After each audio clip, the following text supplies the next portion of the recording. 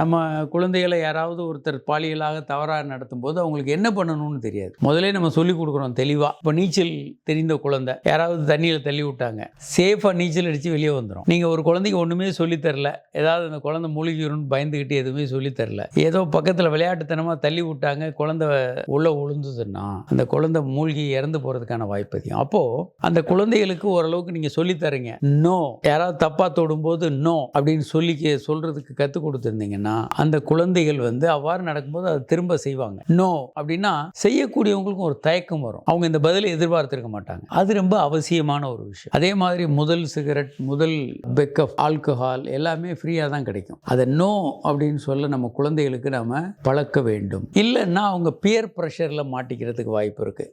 நண்பர்கள் இதை பண்ணு, இதை நீ பண்ணாதான் நீ ஒரு வளர்ந்த ஆண்மகன் அப்படி இப்படின்னு ஏதாவது பேசினாங்கன்னா அந்த சிக்கல்களில் இவர்கள் மாட்டிக்கொள்வதற்கான வாய்ப்புகள் அதிகம். அதனால் அதிலிருந்து வெளியே வர்றதுக்கு இது ரொம்ப ரொம்ப அவசியம்.